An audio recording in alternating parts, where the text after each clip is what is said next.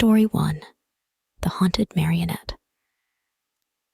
When I was a child, I received a marionette as a gift from my grandmother. It was an exquisite little thing, with porcelain skin, ruby red lips, and ebony hair that cascaded down its back. Its name was Matilda, and it had been in our family for generations.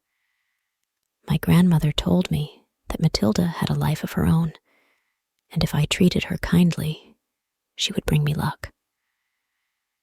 Matilda quickly became my constant companion. I would spend hours playing with her, making her dance and twirl on her strings.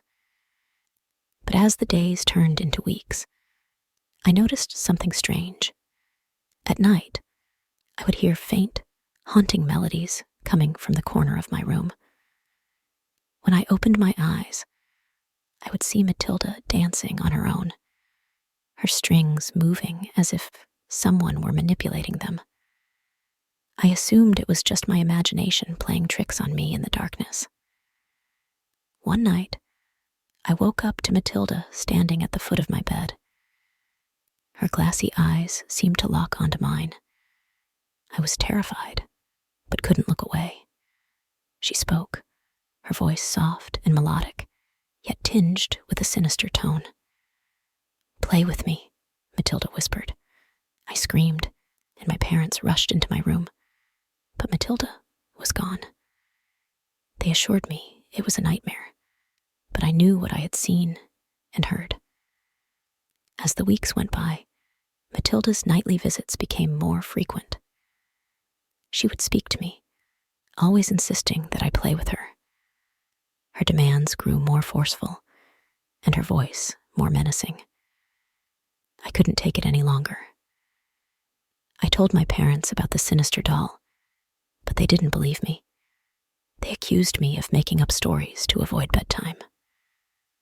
One night, Matilda became so insistent that I finally gave in. I picked up her strings, and as I manipulated them, I felt a surge of power flow through me. Matilda danced and sang, her movements graceful and hypnotic. It was both beautiful and terrifying. I realized that Matilda's control over me was growing stronger. Desperate to break free from Matilda's grasp, I confided in my grandmother about the sinister doll. She looked at me with a mix of sadness and regret. She explained Matilda had been a part of our family for generations, but she was cursed.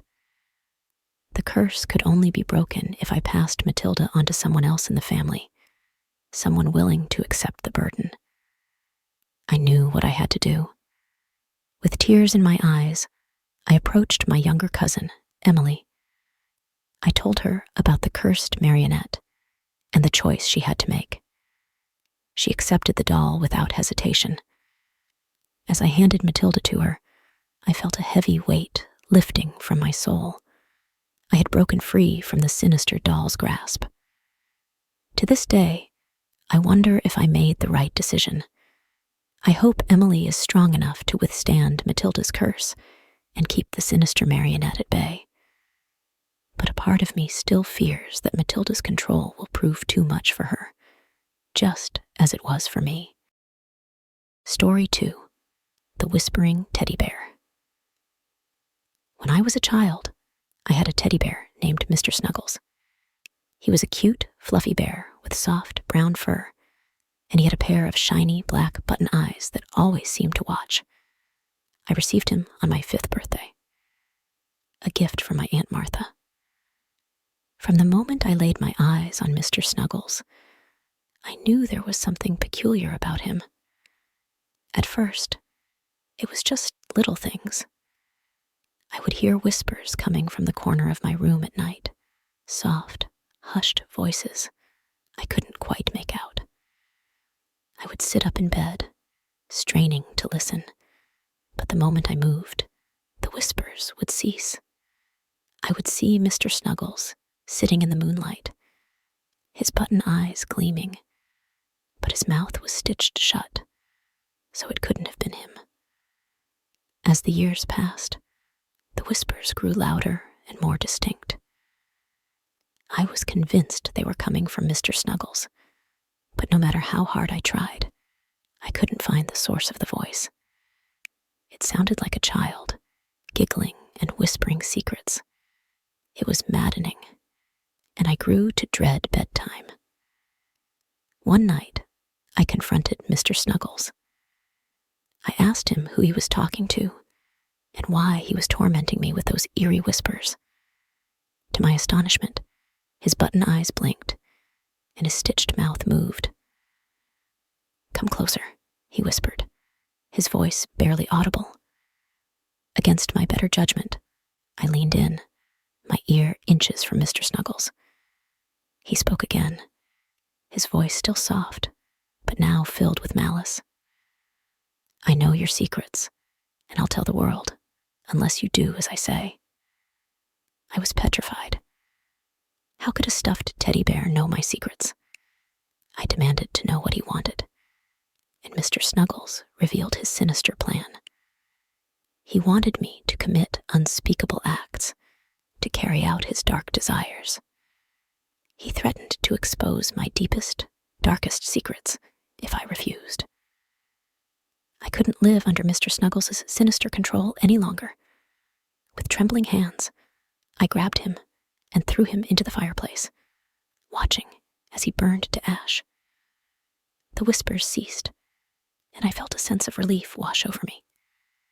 Years later, I would learn that Aunt Martha had given me the teddy bear as part of a sinister family tradition. It had been passed down for generations, each recipient being tormented by the teddy bear's whispers and sinister demands. I had broken the cycle, but I couldn't help but wonder if someone else would fall victim to Mr. Snuggles in the future. Story 3. The Possessed Toy Soldier. As a child, I had a collection of toy soldiers I cherished. Someone finally crafted them, each one with intricate details and painted uniforms. But there was one soldier in particular that stood out from the rest. He was a lone figure with a stern expression on his face and a rifle clasped in his hand. I called him Captain William. Captain William was my favorite. I would spend hours playing with him, orchestrating elaborate battles on the living room floor. It wasn't long before I noticed something peculiar about him. While the other toy soldiers remained stationary, Captain William seemed to move on his own. It started with subtle shifts. I would leave the room and return to find him in a unique position. At first, I thought it was my imagination, but as time passed, the movements became more pronounced. I would wake up to find Captain William standing on the edge of my bed or sitting on my desk, his unblinking eyes fixed on me. One night, I awoke to the sound of marching feet. I sat up in bed and watched in horror as Captain William led an army of toy soldiers across my bedroom floor. They moved with precision, their tiny legs propelling them forward.